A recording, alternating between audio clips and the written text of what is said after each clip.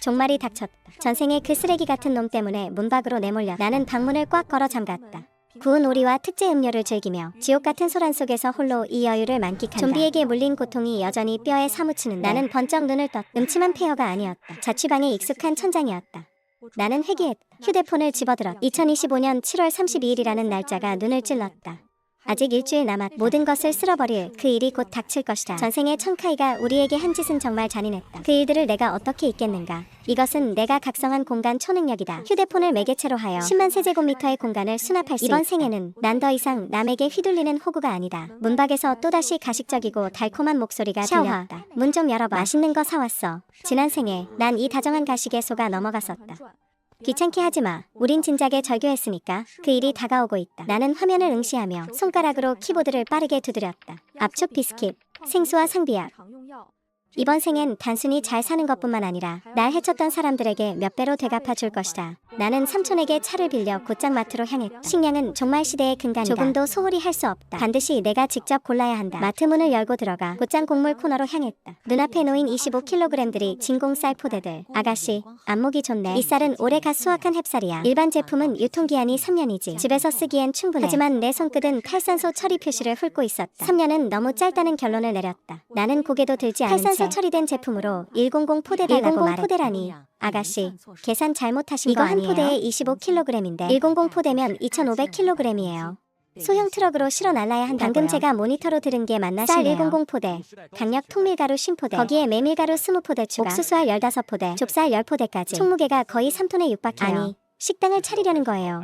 아님 민박을 주머니에서 미리 포토샵으로 만들어둔 민박 준비 리스트를 꺼냈다. 손끝으로 종이 위를 살짝 훑으며 집에 말했다. 작은 민박집을 열려고요. 장기 투숙객이 많아서 식량을 넉넉히 준비해야 하거든요. 근데 잡곡 종류가 너무 많네요. 메밀가루랑 옥수수알은 평소 찾는 사람이 우리 적어서 창고에는 20포대밖에 안 남았어요. 옆 지점에서 물건을 떼어와야 해요. 나는 바로 말을 받았다. 물건 떼어오는 건 문제 없어요. 오늘 안에 반드시 다 맞춰주세요. 말을 마치고 나는 곡물 및 식용유 코너로 향했다. 물건을 떼어오는 건 상관없다. 돈을 더 내는 것도 상관없다. 종말은 기다려주지 않으니까 어떤 변수도 생기게 해서는 안 된다. 반드시 오늘 안에 이 식량들을 확실하게 내 손 안에 넣어야 한다. 지난 생에 폐허 속에서 음식을 뒤적거리던 때가 떠오른다. 손발은 꽁꽁 얼어붙었고 굳어버린 돼지비계 찌꺼기 하나조차 찾을 수 없었다. 결국 이가 나갈 정도로 딱딱한 마른 빵을 씹어야만 했다. 그런 추위는 두 번 다시 겪고 싶지 않다. 나는 고개를 들어 땅콩기름 15통과 올리브유 15통, 돼지기름 5통을 주문했다. 땅콩기름은 발연점이 높아 볶음 요리에 좋고 올리브유는 무침이나 저온 조리에 더 건강하니까. 왕 사장은 손가락을 꼽아보며 이것까지 말했다. 합치면 민박집에서 5년은 쓰겠는데요. 나는 대답하지 않았다. 그저 기름통들이 하나씩 카트에 쌓이는 것을 마음속에 짐이 하나 더 내려앉았다. 이번 생의 혹한기를 대비한 열량만큼은 미리 확보해둔 채 캠핑용품 구역으로 걸어갔다. 아가씨, 캠핑할 때 쓰시게요. 이 압축 비스킷이 아주 잘 나가요. 한 조각에 4시간은 버텨요. 살짝 눌러보았다. 단단한 질감, 지난 생에 주었던 것과 똑같다. 그때의 비스킷은 이미 유통기한이 한참 지나 있었지만 이번 생에는 언제든 배불리 먹을 수 있을 만큼 쟁여둘 것이다. 비스킷 800개가 필요해요. 샤오리의 손에 들려있던 비스킷이 떨어질 뻔했다. 800개요? 우리 매장엔 300개밖에 안 남았는데요. 다른 아웃도어 매장에서 물건을 가져와야 해요. 아웃도어 매장 3곳, 오후 내내 굶주림 끝에 목숨을 구해줄 이 비스킷들을 위해서라면 아무리 많이 돌아다녀도 상관없다. 해질녘 마트로 돌아왔다. 샤오리는 비스킷 20개씩 한 박스로 포장하고 있었다. 아웃도어 매장 사장님들이 다들 그랬다며 대규모 캠핑 행사라도 여는 거냐고 물었다고. 압축 비스킷을 이렇게 사는 사람은 처음 본다면서 나는 그저 미소만 지을 뿐 아무 말도 하지 않았다. 세트를 어떻게 나눌지 공간에서 꺼내 쓰기 편하게 정리했다. 침실 안에서 비스킷 반 조각이 내 하루를 더 연장해줄지도 모른다. 비스킷은 다 샀다. 다시 발걸음을 돌려 채식 코너로 즉석 가열식품을 고를 때 일부러 채식 즉석식 100개를 챙겼다. 지나가던 왕 사장이 궁금한 듯 물었다. 채식도 생각하시나 봐요. 혹시라도 손님들 위장이 안 좋으면 담백한 채식이 도움이 될 거라고 설명했다. 오직 나만이 알고 있다. 이것이 지난 생의 교훈이라는 것을. 비를 맞고 상한 통조림을 먹었다가 장염이 도져 고통에 몸부림쳤었다. 그럴 때 따뜻한 채식 요리 한 입조차 찾을 수 없었다. 통조림을 고를 땐 더 까다롭게 굴었다. 소고기, 돼지고기, 심해어 통조림을 각각 200개씩 단백질 샀다. 보충용이다. 고기 통조림은 육함량 90% 이상의 수입산으로 골랐다. 지난 생에 먹었던 전분 런천 미트는 골판지 씹는 것 같았고 삼킬 때마다 목이 따가웠다. 비타민C 보충을 위한 황도와 귤 통조림, 버섯과 콩깍지 통조림은 따자마자 불을 피울 필요도 없다. 통조림 하나를 고를 때마다 속으로 나 자신에게 말했다. 지난번 의식처럼 그럴 수는 영양 부족으로 고생하는 건 채소로 가득 찬 카트를 보며 샤오리는 이걸로 꽤 오래 버티겠다고 했다. 나는 고개를 끄덕였고 단호한 눈빛으로 마트 출구를 보았다. 단순히 오래 방 안에서 생존할 미천인 셈이다. 식재료와 채소는 다 갖췄으니 이제 살기 위한 비상약을 챙길 차례다. 약을 더 비축하려던 순간 배에서 꼬르륵 소리가 났다.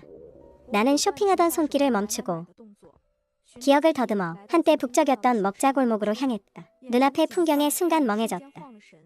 치킨집에선 유혹적인 향기가 풍겼고 밀크티 가게 간판은 따뜻하게 빛났다. 고기 굽는 소리가 귓가에 생생했다. 사천 요리점의 고기 게살 요리와 송칼국수까지 여긴 평범한 식당가가 아니었다. 이건 분명 내가 방 안에서 밤낮으로 꿈속에서나 그리워하던 풍경이었다. 잠시 고민하다가 메뉴가 아주 다양한 식당을 골랐다. 안으로 들어가 고민 없이 요리 10개와 탕 하나를 시켰다. 동파육과 불도장, 베이징 카오야, 양다리 구이와 홍샤오 사자머리 완자, 수주어와 파향 해삼찜, 동안쯔지, 동싱반찜, 오이무침, 요우티아오, 송이버섯탕까지. 주문을 받던 직원은 메뉴판을 보더니 눈이 휘둥그레져서 깜짝 놀란 표정으로 물었다. 혼자서 이 많은 걸 다 시키시는 건가요? 나는 요동치는 마음을 억누르며 최대한 덤덤하게 친구들을 초대했다고 했다. 그들이 아직 안 왔으니 음식부터 먼저 내주세요. 요리는 금방 나왔고 테이블이 꽉 찼다. 고기와 채소의 조화가 완벽했고 단짠의 조화도 기가 막혔다. 양도 아주 푸짐했다. 나는 서둘러 젓가락을 들었다. 동파육 한 점을 입에 넣으니 살코기와 비계의 비율이 환상적이었다. 만호처럼 선명하고 영롱한 빛깔의 찜, 바삭한 설탕 과자처럼 부드럽고 입안에서 사르르 녹으면서도 느끼하지 않아요. 황주와 얼음 설탕의 향이 혀끝에 퍼지고 그 여운이 오래도록 가시지 않습니다. 다 먹고 접시에 남은 양념까지 밥에 비벼 먹고 싶어져요. 다음은 양 통구이를 맛볼 차례입니다. 소금과 큐민으로 서서히 구워낸 통염소. 겉은 황금비두로 아주 바삭하고 베어 물 때마다 바삭거리는 소리가 나요. 속살은 부드러운 육즙으로 가득하네요. 누린내도 전혀 나지 않고 진한 고기 향이 머리끝까지 전해집니다. 씹을수록 고소함이 입안 가득 퍼지네요. 수주어도 실망시키지 않는 맛입니다. 두께가 일정한 초어 살이 매콤한 국물에 배어 뽀얗고 부드러우며 비린내도 없어요. 얼얼함은 정통 화자오에서 나오고 매운맛은 붉은 건고추에서 우러나네요. 맛이 풍부하면서도 자극적이지 않아 먹을수록 입맛이 살아납니다. 곁들여진 콩나물까지 국물을 듬뿍 머금어 정말 제대로 된 맛이네요. 이런 성찬을 즐기고 있으니 가슴 한구석이 뭉클해집니다. 좁은 방 안에서 홀로 지내던 때 이런 맛이 얼마나 그리웠는지 몰라요. 그 시절엔 채소로 배만 채울 수 있어도 충분히 만족하며 지냈었는데 이런 갓 요리한 성찬은 상상도 못했죠. 이 풍미가 미래를 강렬하게 자극하며 이번 생의 행복을 새삼 일깨워줍니다. 채식의 편리함도 중요하지만 지금은 이 순간을 제대로 즐겨야겠어요. 볶아낸 요리의 진하고 깊은 맛을 지난 생처럼 자신을 홀대하지 않을 겁니다. 30분 뒤 배가 불룩해진 것을 느끼며 만족스럽게 젓가락을 내려놓았습니다. 이제 비축 계획을 계속 진행해야겠어요.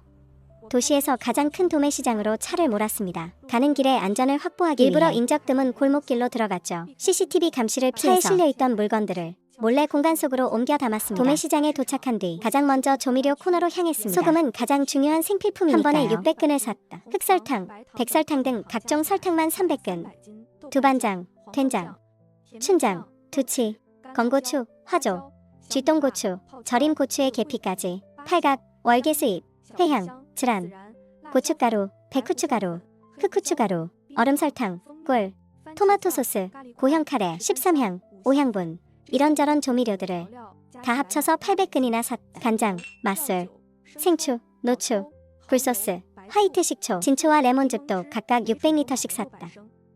그 외에도 허거소스, 바비큐 양념, 고기 양념, 산차유이 소스 등 반제품 양념도 챙겼다. 총 500근을 구매했다. 이것들만 있으면 앞으로 침실에서도 온갖 음식을 해먹을 수 있다.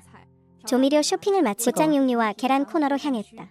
계란 8,000알, 오리알, 거위알 각각 4,000알, 메추리알 3,000알. 오랫동안 버티기에 충분하다. 돼지고기 500근, 소고기, 양고기 각각 300근, 닭, 오리 각각 500마리, 거위 300마리. 전부 손질된 상태라 공간에 보관하기도 편하다. 별도로 닭발도 대량 구매했다. 닭날개와 오리혀, 오리목과 오리창자. 정말 전에는 드라마를 보며 매운 오리 요리를 즐겼다.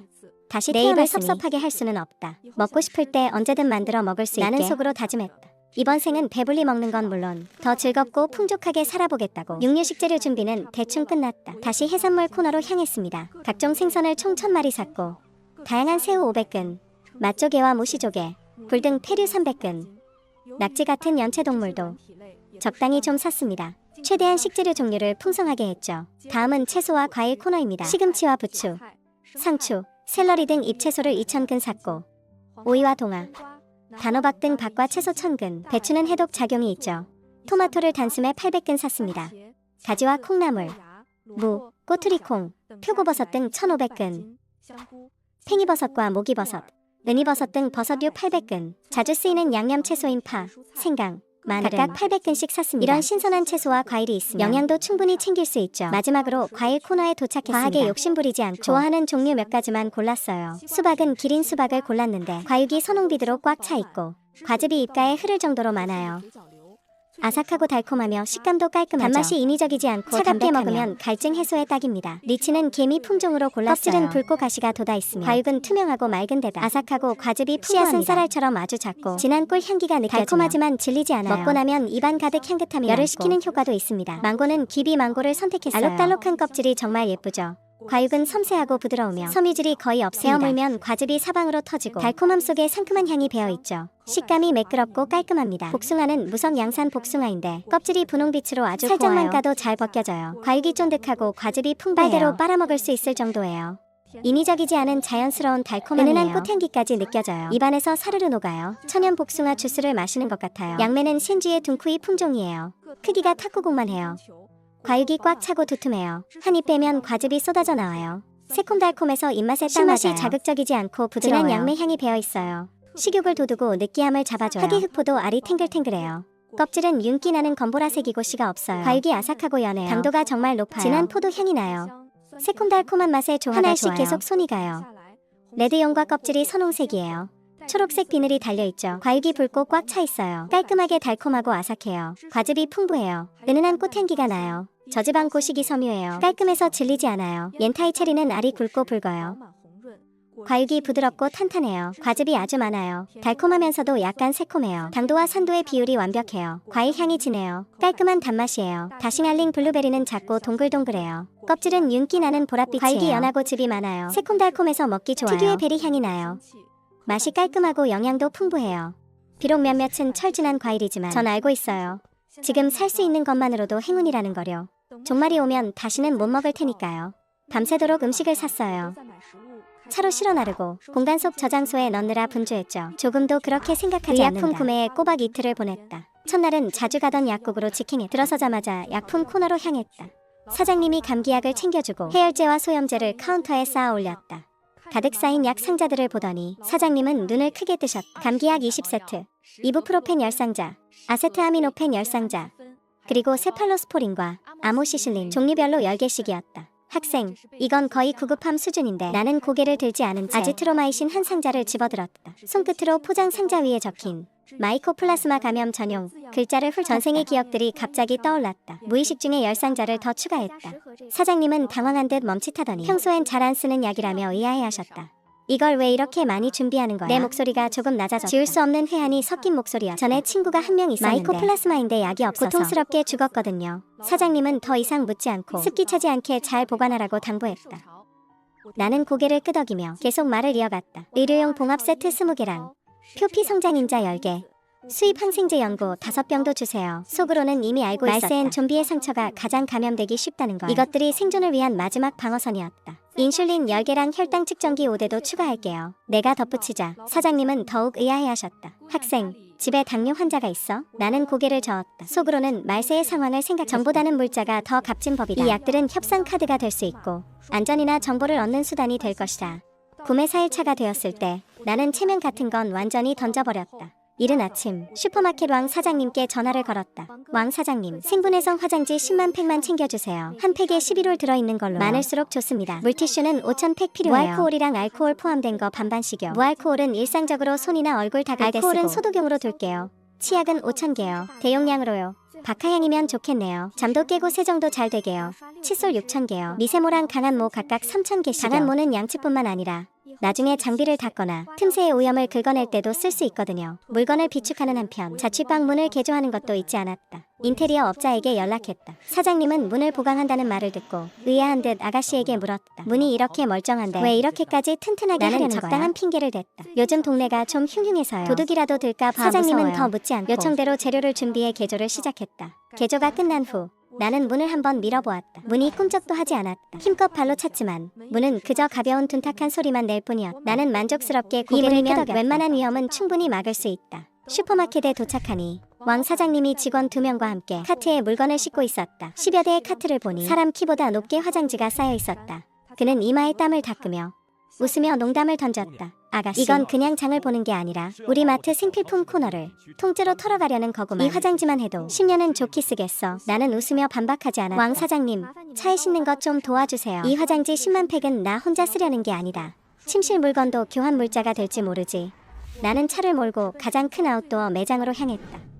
문에 들어서자마자 사장이 웃으며 다가와 말했다. 손님, 뭐가 필요하신가요? 나는 마네킹이 입은 패딩을 만져보았다. 사장이 웃으며 말했다. 안목이 정말 좋으시네요. 이 패딩은 필파워가 800이나 됩니다. 원가는 1189만 1999원인데 국가 보조금 1000만원, 성보조금 180만원, 매장 할인 9만원까지 지금은 1999원밖에 안 합니다. 만족스럽게 고개를 끄덕이며 말했다. 패딩 5000번, 영하 10도에서 영하 30도까지의 두께로 전부 준비해주세요. 사이즈별로 5벌씩 준비해주시고 방풍 모자 달린 것과 반사판 달린 것 반반씩요. 같은 필파워의 화이트 구스 이불도 1만 채 준비해주세요. 반드시 압축된 형태여야 합니다. 기모가 들어간 두꺼운 내복 1000세트랑 함유량이 80% 이상이어야 해요. 조금이라도 부족하면 안 됩니다. 그리고 양말 1000켤레도요. 목 부분에 미끄럼 방지 밴드가 있어야 하고 바닥은 도톰한 기모여야 해요. 따뜻하면서도 미끄럽지 않은 걸로요. 사장은 말을 듣더니 그 자리에 얼어붙었다. 한참이 지나서야 정신을 차리고 반복해서 확인했다. 손님, 정말 통이 크시네요.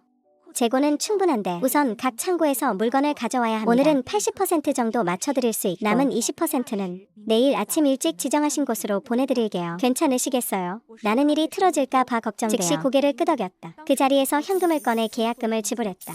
사장은 내가 시원시원하게 굴자 서둘러 직원들을 시켜 물건을 가져오게 입으로는 계속 중얼거렸다. 아웃도어 체인점이라도 차리시려나 보네. 씀씀이가 정말 남달라. 오후에 나는 다시 철물점으로 향했다. 사장 노주씨는 20년 동안 철물 장사를 해서 물건이 가장 많았다. 나는 바로 입을 열었다. 1kW 디젤 발전기 50대, 800W 예비기 50대 전부 점검 완료.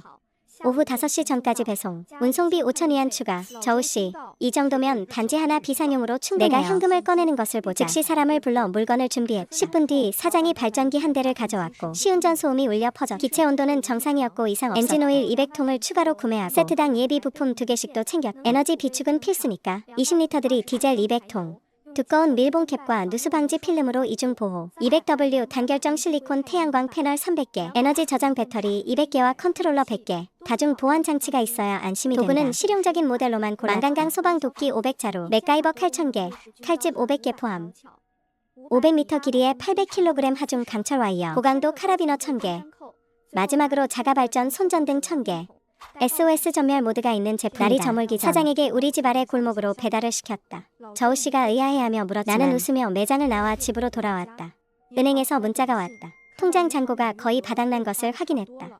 상관없다. 종말이 오면 물자가 돈보다 더 중요하니까 공간 안으로 들어갔다. 식량과 의약품, 생활용품은 이미 다 쌓아두었고 이제 에너지와 도구까지 충분히 준비됐다. 모든 것이 환생한 내가 종말에 맞설 미천이다. 재앙이 닥친 첫날 공간에서 쏘가리를 꺼냈다.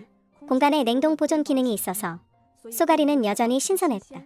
뚝배기에 기름을 두르고 생강, 마늘, 양파 다진 것을 볶아 생선 토막을 올리고 진간장과 굴소스, 두반장을 섞어 만든 양념장을 부었다. 뚜껑을 덮고 중불에서 5분간 약불로 10분간 더 익히고 마지막으로 강불에서 2분간 졸였다. 냄비 가장자리에 맛술을 둘러 풍미를 더하고 30초간 뜸을 들이면 완성. 황금빛 생선살이 비법 소스에 버무려져 뚜껑을 여는 순간 강렬한 풍미가 고기 양념과 섞여 고소한 기름 향이 뿜어져 나온다. 온 집안에 가득한 유혹적인 향기 속에 부드러운 생선살 한 점을 집어든다. 입에 넣기도 전에 창밖에서 소란이 들려온다. 창가로가 틈새를 살짝 벌려보니 암적색 안개가 이미 도시 전체를 뒤덮었고 가시거리는 5m도 되지 않는다. 몇몇 이웃이 안개 속에서 겁에 질려 도망치고 누군가 실수로 넘어지자 순식간에 안개 속 정체불명의 존재에게 처절한 비명소리만 남긴 채 나는 창문을 꽉 닫고 식탁으로 돌아와 만찬을 계속 즐긴다. 미리 쟁여둔 시원한 주스를 곁들이며 밖의 혼란은 전혀 개의치 않는다. 사태 발생 이튿날 공간에서 미리 쟁여둔 윈난 건쌀국수와 구이저우 두부피를 꺼낸다. 매콤하고 감칠맛 나는 마라 비빔 쌀국수를 만들 계획이다. 먼저 건쌀국수를 미지근한 물에 불리고 두부피는 5분이면 불고돼지 간도 준비한다. 이어 미리 쟁여둔 진공 포장된 오향 소고기를 썰어서 준비해둔다.